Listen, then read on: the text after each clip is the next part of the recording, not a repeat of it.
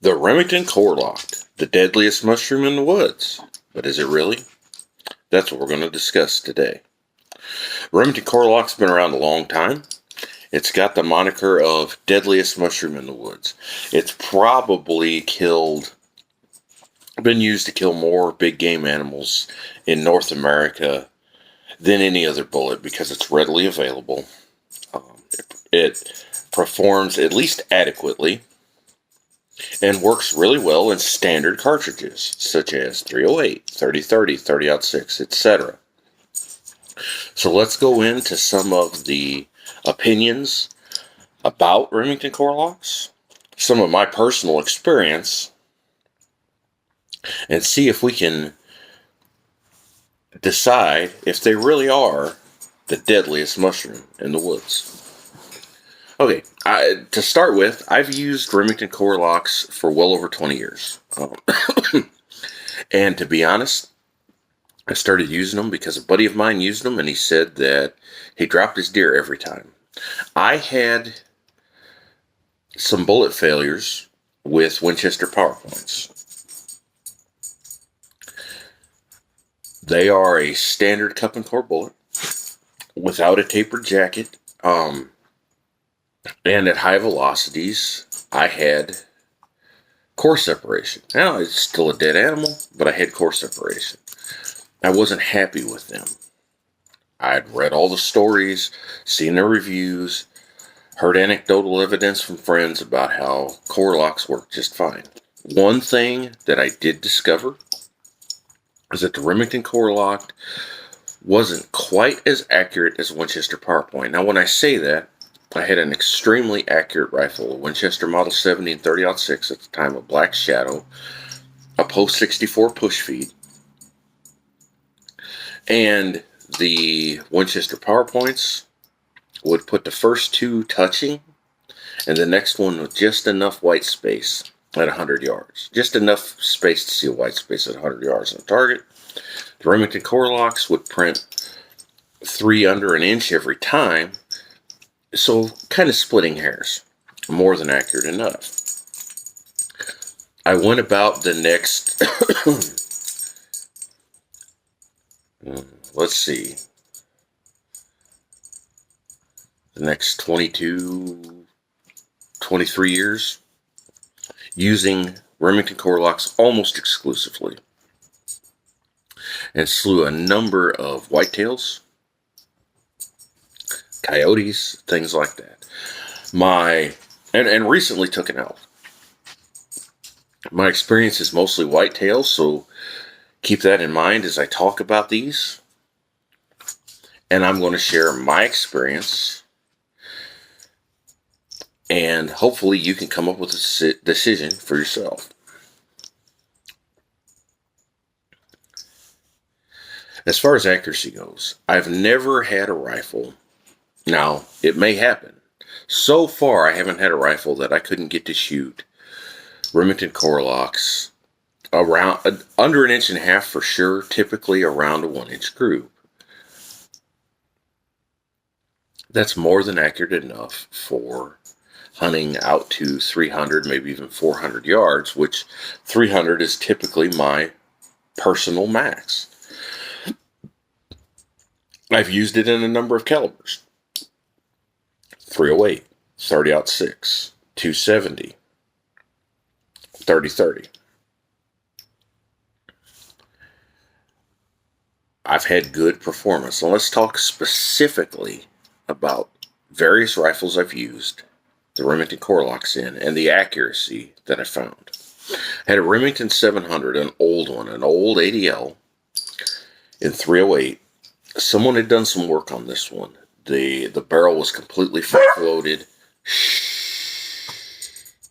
and I mean deep channel free-floated.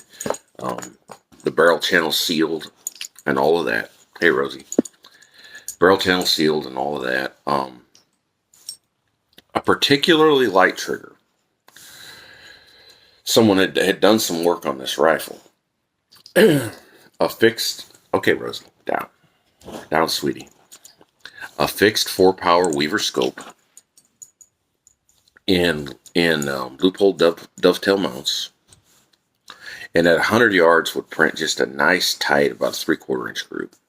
I mean, over and over and over again. A Marlin 336. That was with 150 grain Core-lokts, by the way, the 308. Marlin 336 and 3030, 150 grain Remington Core-lokts. 1 inch groups all day long. Typically clover leaves. 3-shot groups. This is hunting rifles. I don't need 5-shot groups. 3-shot groups in a clover leaf at 100 yards. Marlins are known for spectacular accuracy, so that's not a surprise. Winchester Model 70s, push feed, the old Post 64, Black Shadow, 24-inch barrel, cheap Simmons 3x9x32 scope, 150 grain Remington Core-lokts, always between an inch and 1.25 at 100 yards for 3 shots. I had a Savage 110 with with an aftermarket synthetic stock. I don't remember the name. I bought the gun with the stock. 22-inch plain barrel. 3 shots at 100 yards. Typically right around a clover leaf. Maybe a little bit more. Maybe just enough to see white space. Somebody's going to say, oh, this guy exaggerates. All of his rifles shoot clover leaf. No. I did have a Howa 1500 270. And this is going to surprise you. Howa is known for accuracy. And has been for a long time. A Howa 1500 and 270 that with 130 grain Remington Core-lokts, I couldn't get to group inside 5 inches at 100 yards. Something was wrong with that rifle. I don't know what it was. It went down the road. Wasn't particularly fond of the rifle anyway, but it went down the road. That's my 270 experience with this load. Remington 798.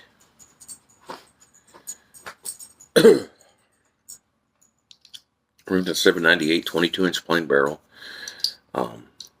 Walnut stained laminate stock.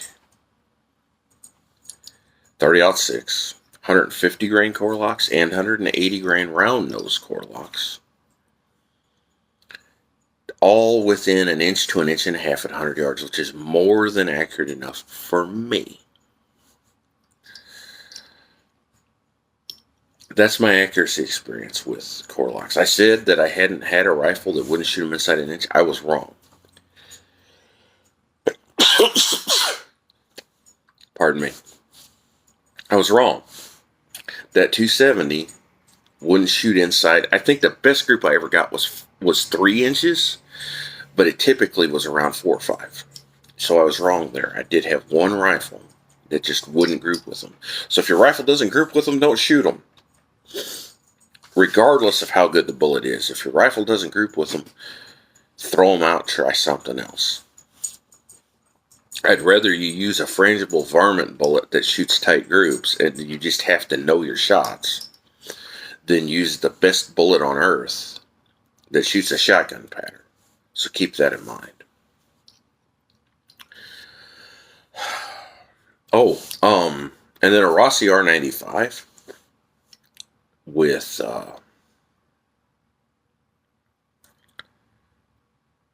170 grain Remington Core-lokts. These right here, 30-30. A Bushnell 3x9x40 Banner 2. Great rifle, very similar to the Marlin 336, very accurate.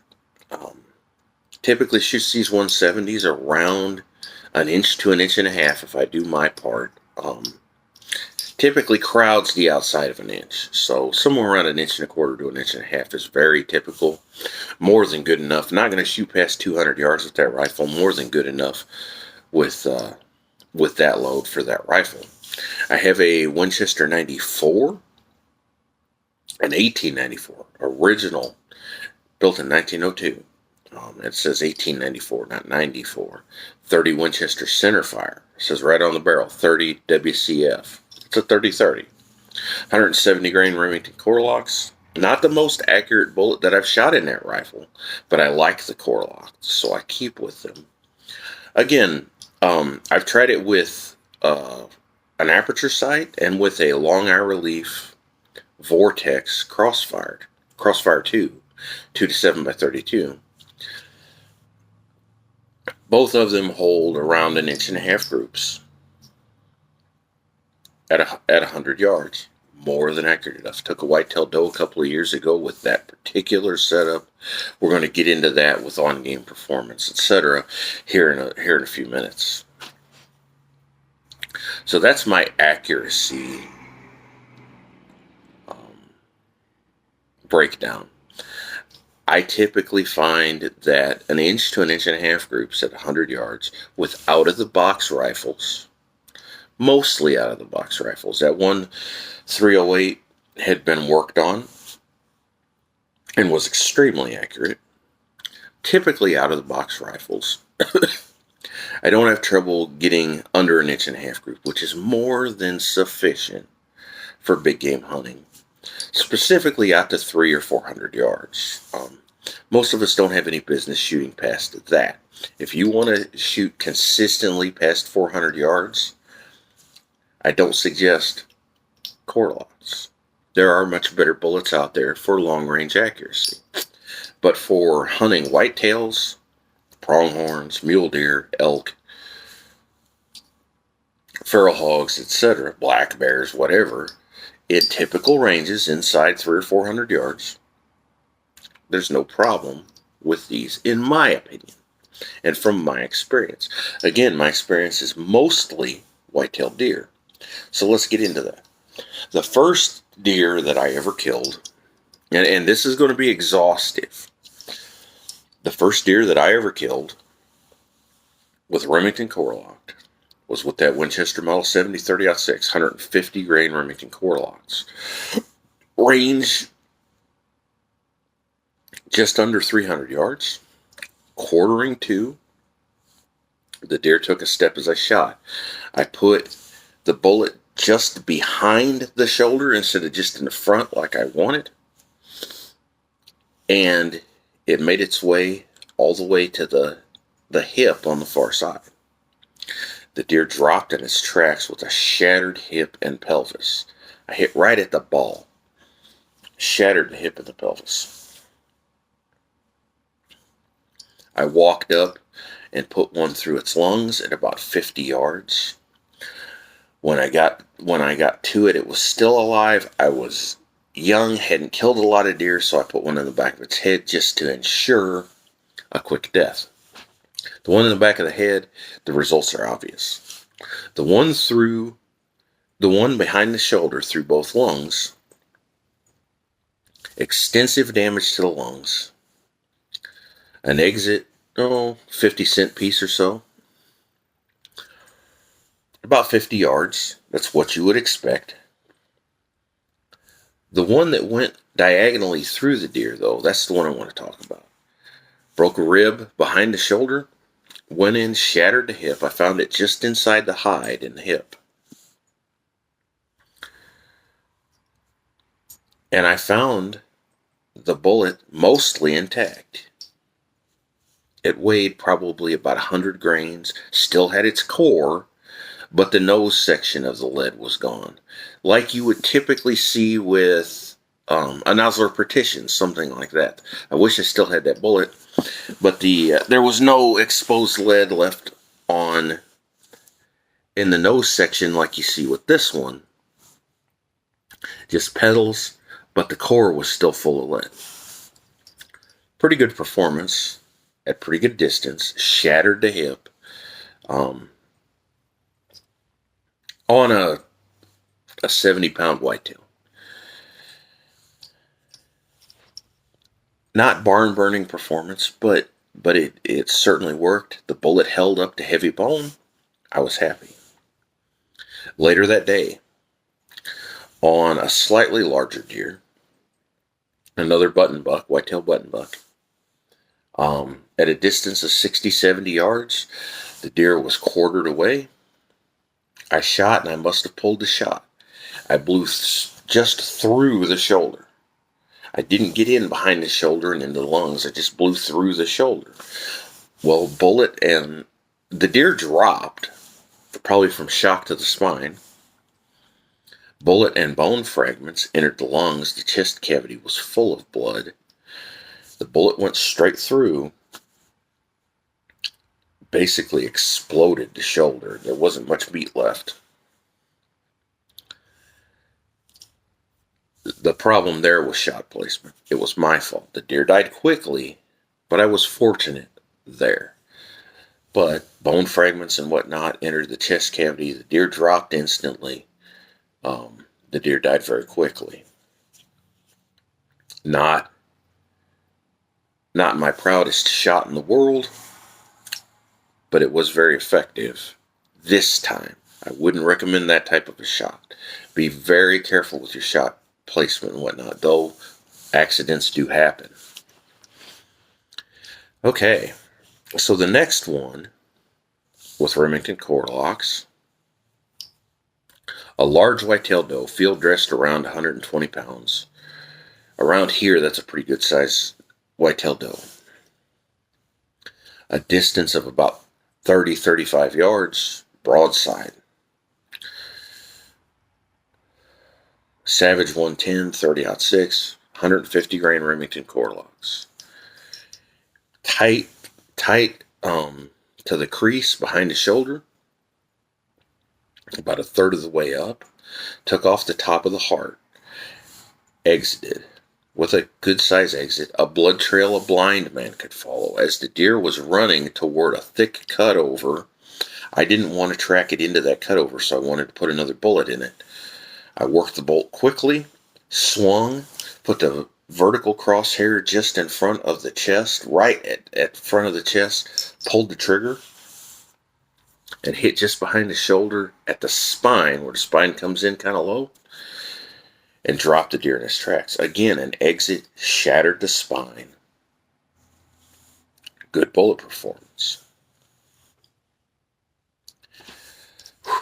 And I've taken a number of white-tailed deer with this type of performance. So, let's keep going. I took one, a wounded deer, a large white-tailed doe, walking at about 50 yards, and I put it in its ear. Came out the other side of its head. You can guess the results on that one. The deer had already been wounded. It had been hit by a car. I was just putting it out of its misery. It was limping very badly, walking. As it turned broadside, I put one in its ear. 150 grain Remington Core-lokts out of a 30-06. That tends to be a theme. That's the one I've used the most. And I'm not going to give you every deer I've killed, but I'm going to give you enough to know how I feel about the performance. Sit down. Beagles are fun. Okay. So let's talk about a few more.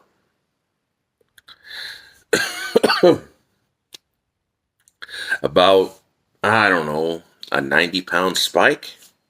Real little bitty spikes, about 2.5 inches long. Actually was legal as an antlerless deer. Distance, something just inside 100 yards. Slightly walking. Hey. Down.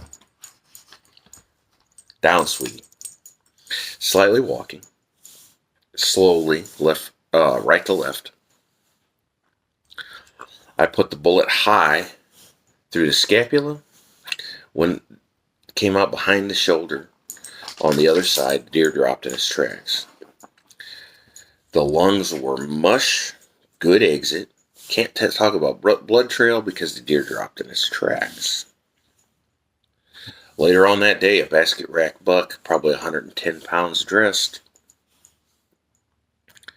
A distance of 45-50 yards.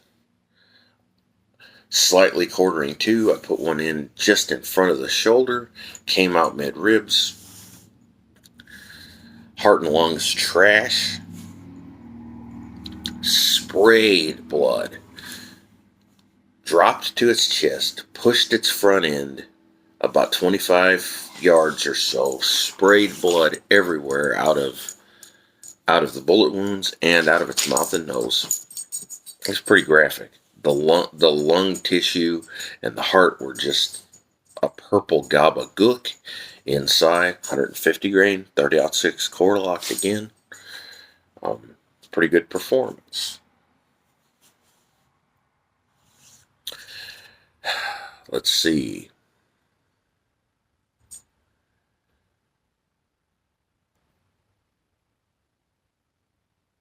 White-tailed doe, about 120 pounds or so, field dress, decent sized white-tailed doe, distance of about 30 yards, face on shot. This one was my issue. I put it just to the side of the chest, got one lung, liver, and skimmed down the rib cage. The deer ran about 300 yards. I got an exit. I got an okay blood trail for a one lung hit. The deer ran about 300 yards, and I found it dead at the bottom of a ravine. It had tried to jump from one side to the other and fell down at the bottom. Not the best shot in the world.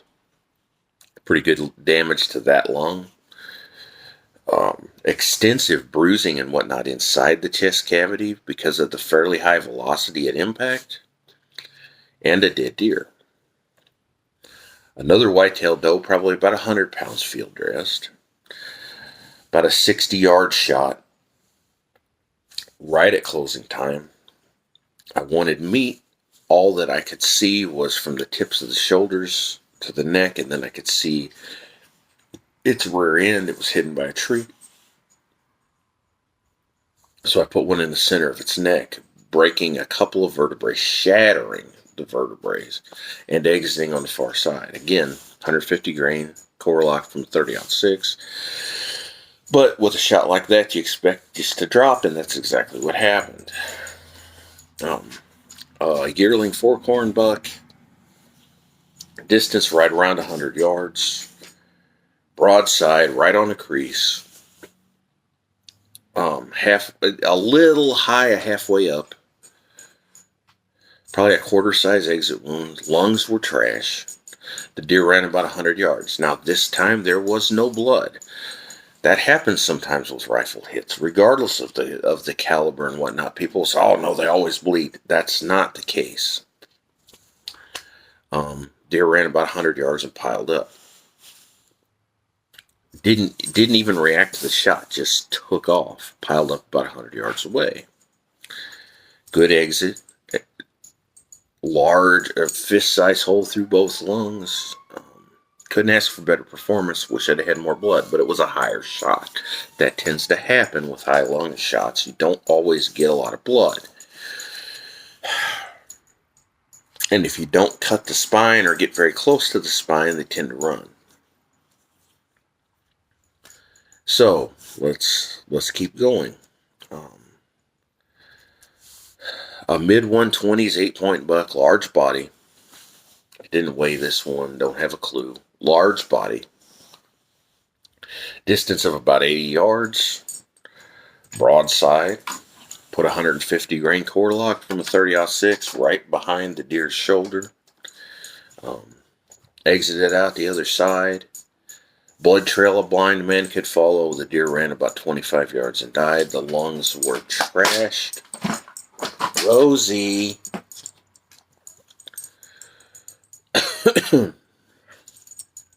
The lungs were trashed.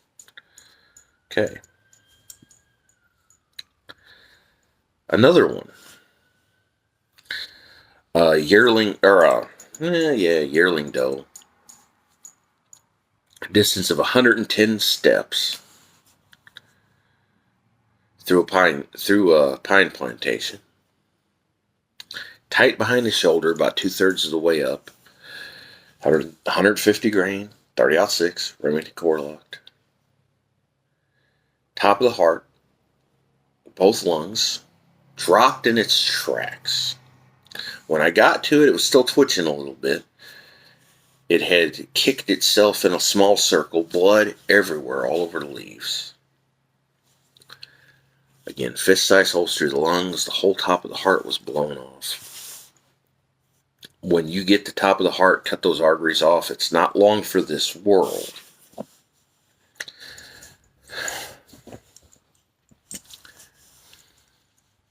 Another small spike buck.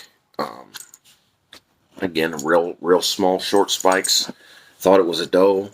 Distance of about 75 yards, tightly quartering away. Put it in behind the rib cage. I found the bullet lodged inside the scapula on the far side. Went through a full stomach, liver, lungs. The deer ran less than 100 yards. No blood trail, no exit. I found a mushroom bullet similar to this. I don't have the bullet anymore. Lodged inside the scapula. But remember, fairly high velocities, that can hinder penetration. Through a full stomach. And then I found it lodged inside the scapula. It had gone all the way through. It was just poking out the other side of the scapula. Perfect mushroom, no core separation. If any bullet was going to separate its core, that would have probably been it, going through a full stomach and then hitting bone. It didn't. 70-pound button buck. Distance of about 35 yards. 30-06. 150 grain Core-lokts. One shot in and out behind the shoulders right on the crease. No, I'm wrong. In the near shoulder. Breaking it out behind the far shoulder.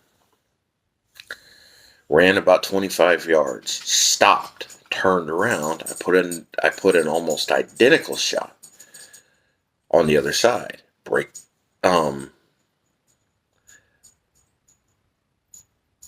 behind the shoulders this time. Both lungs. The deer ran another 10 or 15 yards, laid down, kept its head up. I put another one through its chest to put its head down. There was holes, all the bullets were about like that apart. Holes through the deer's chest that I could stick my fist through. Lungs and heart were trash. All the bullets exited. No evidence of core separation. Broken shoulders, etc. 2 broken shoulders. I believe the first and third shot of what broke legs. Sometimes the deer just don't want to die. Wasn't a lack of performance. People, oh, well, there's a bullet. Otherwise, it would have dropped in his track. No. It destroyed the lungs and the heart. Had nothing to do with the bullet. Whitetail doe. Distance of about 50 yards. 110-pound or so field dress doe. 30-30, 170 grain Core-lokts. Tight on the crease behind the shoulder, about a third of the way up. Top of the heart, both lungs. Quarter size exit. Deer ran less than 50 yards. Decent blood. Good damage. Not a lot of meat damage, which I really like with the 30-30, especially with the 150 grain, or 170 grain bullets, sorry. This was 170 grain round nose. This very same load right here. Just wonderful. Good expansion, good exit, good damage. Very little meat damage, good damage to the internal organs. 9-point buck.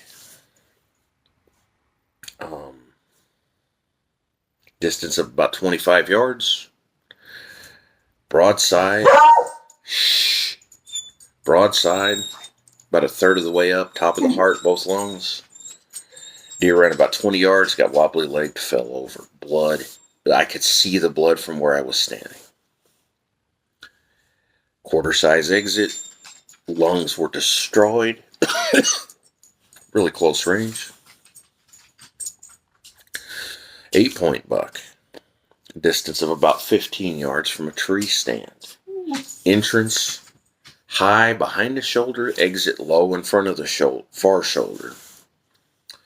All the arteries to the top of the heart, both lungs. The deer ran in a tight circle, about a 30 yards total distance, spraying blood 3 feet on either side of the animal,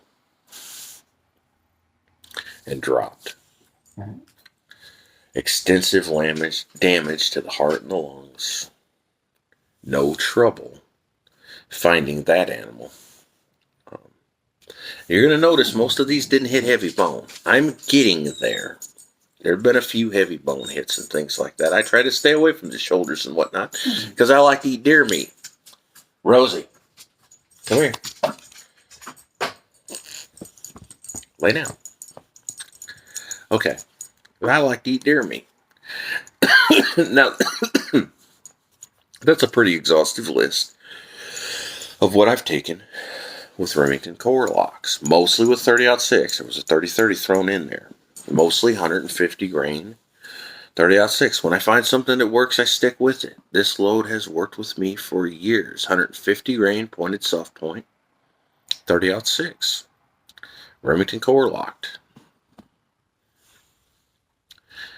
I found them to be accurate. I found them to perform well, etc., etc. If I ever find a rifle that doesn't shoot them well, I'll probably sell the rifle. Nah, I'll try something else. All that being said, I recently took a large cow elk. It's going to be in the, may or may not be in the thumbnail. I'm not sure. A large cow elk. 3 shots. People are going to automatically say, "Oh, your shot placement was off, your load was inadequate, etc., etc." They should drop in their tracks. Talk to people that have killed a lot of elk. They rarely drop in their tracks, even if it's a cow. There's going to be somebody that says, "Every elk I've ever killed has dropped in its tracks," and they're going to claim to have killed 30 or 40. Maybe, but that's unusual. The first shot, 265 yards. My guide ranged it 265 yards, quartering away. I hit a little further back than I wanted. I got excited. I just didn't pay attention to the fact that the elk was walking. And I didn't lead it enough. I entered in the ham just in front of the femur, exited, re-entered the belly, went on through, got the liver and 1 lung, and I found it inside the hide up here. That's the bullet I want to show you. No bone hits, but a lot of penetration.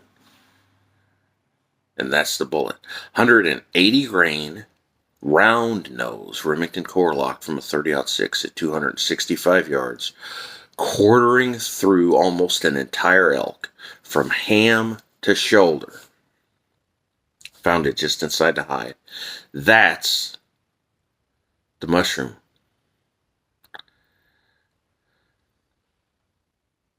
Pretty good performance. Now let's see here. We're going to weigh it for weight retention. I already know what it weighs, but we're going to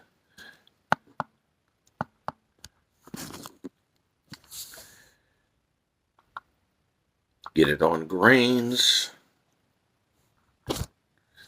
Okay. Don't need your nose on there, Rosie. Put the bullet on here. 158 grains. Started off at 180. Somewhere around 80% weight retention, something like that. After all that penetration, still weighs 158 grains. Now for the good stuff. The elk ran up the hill. Somewhere around 280 yards now. Stopped, broadside, front shoulder back, near shoulder back, front shoulder forward. We could tell it was the animal I hit because it was nursing its leg that first shot had cut some nerves, and it's like, this doesn't feel right, you know? So I put one at the ball of the shoulder, went through the shoulder knuckle. That shoulder knuckle is the size of a baseball, folks. Went all the way through, didn't shatter it, went all the way through that shoulder knuckle and exited somewhere in front of the far shoulder. The elk was probably slightly quartering. Anyway, exited on the other side, through both lungs. The elk's still on its feet. This time it takes off with the herd. We back off a little bit, hoping she'll stay with the herd. We'll catch up with them real quick. We back off a little bit, let them get out of sight, slowly sneak up and when I say back off, we backed off about 10 yards and hid under the hill. Slowly snuck up. The herd has stopped. They're on the hill up on the left. She is bedded down below me with only her head sticking above the grass. So I watch. The guide is watching the herd to make sure that she's not in that herd. I'm watching her to make sure she's the one I've shot already. She gets up, starts walking. Again, 260 some yards, somewhere around there. She stops. I can tell it's her. I can see blood dripping off of her, etc. She turns quartering away, and I center punch the middle of the ribs, go through the heart, and come out the chest. She runs about 10 yards, gets really wobbly-legged, and goes down. And that was it. The first shot was my fault, but I still got into the chest cavity and into the lungs. It would have been a fatal shot. The second and third shot, extremely fatal. A heart shot, a double lung shot. It wasn't bullet performance. It wasn't shot placement. Now, I will say this. These 180 grain round nose are not the best bullets, especially for elk, past 200 yards. The velocity is pretty slow. Impact velocity was only about 1,800 feet per second, 1,900 feet per second. Expansion was great. Penetration you couldn't beat. But not the best for trajectory. And you didn't get that violent hydrostatic shock to the organs, though the lungs were trashed. The lungs were destroyed. Hang on just a second. Just making sure she's okay over there. The lungs were destroyed. The heart, nice hole right all the way through the middle of it. Again, she just dropped after that.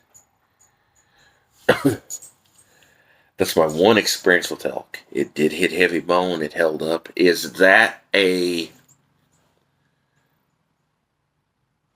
sign that they're always going to do that? No, it's not. I've talked to many people, though, that have broken elk shoulders with 180 grain Remington Core-lokts, both pointed and round nose, and not had any trouble with jacket separation. But this is what I will say. When it comes to whitetails, even mule deer,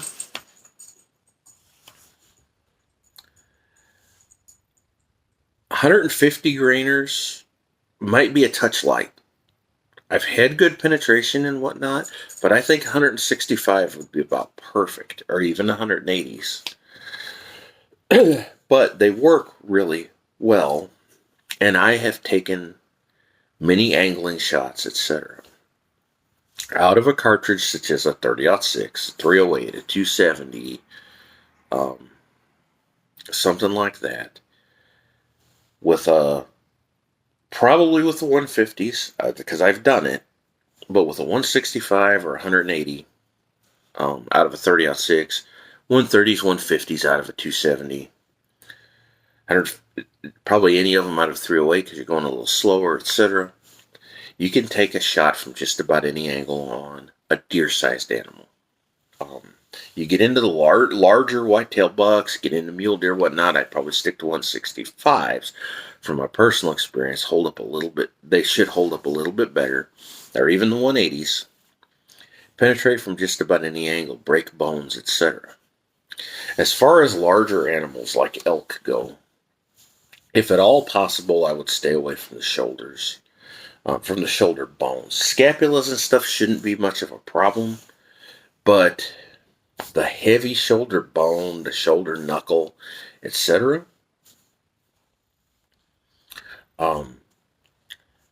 they are just a lead core bullet. Will they hold up? Probably 9 times out of 10 they will. But that one time they do fail, I wouldn't want to have to worry about that. I had good performance on one elk, but remember, just one elk. Till I've killed a dozen or so, it's just speculation. Whitetails, I take this load, the 150 grainers, this 170 grain 30-30, or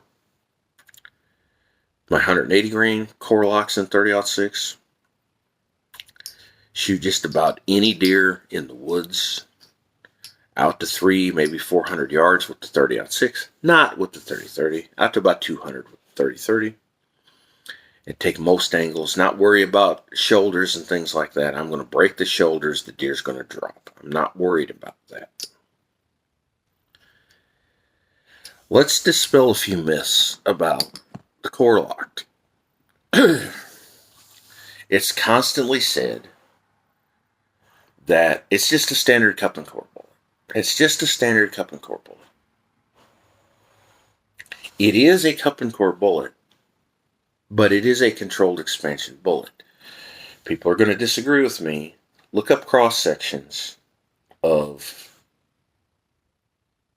a Remington Core-lokt, and you will see that it has a fairly thick jacket, and then toward the base it tapers out to hold the core in place. So your jacket comes down parallel, then tapers out like this, flares out to hold the core in place. Also, I don't know if you can see it on here. Let's see. Come on. You see that crimp groove, hopefully. I know it's a little blurry. You see it pretty good on here. There's a crimp groove. Come on. Focus. That's not going to focus. There's a crimp groove right there. And that crimp groove is very tight and actually pinches the jacket and holds the core as well. I've personally never had one expand past that crimp groove. I've never had one lose its jacket either. Not to say that it can't happen, but I've not had it happen. I've heard of guys losing jackets on trophy bonded bear claws, and that's supposed to be one of the toughest bullet, and it's bonded. And I've heard of guys losing them, so anything's possible. But it is a controlled expansion bullet. It's not a standard cup and core where you've got a parallel jacket, the core, the bullet, the lead is just poured in, and that's it. Similar to the idea of an interlock that has a ring inside that holds the jacket, the core to the jacket. A similar thing. Been around a long time. Been around a very long time. I don't know this for a fact, but my personal experience shows that the Core-lokt has a slightly harder lead than like a Winchester PowerPoint. It doesn't seem to expand quite as violently. I have had Winchester PowerPoints grenade without hitting bones, just through shoulder meat on white-tailed does and just explode.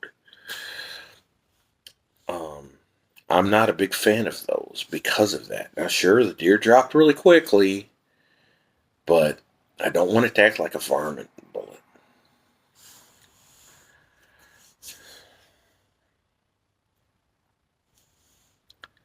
I've had good accuracy, good performance.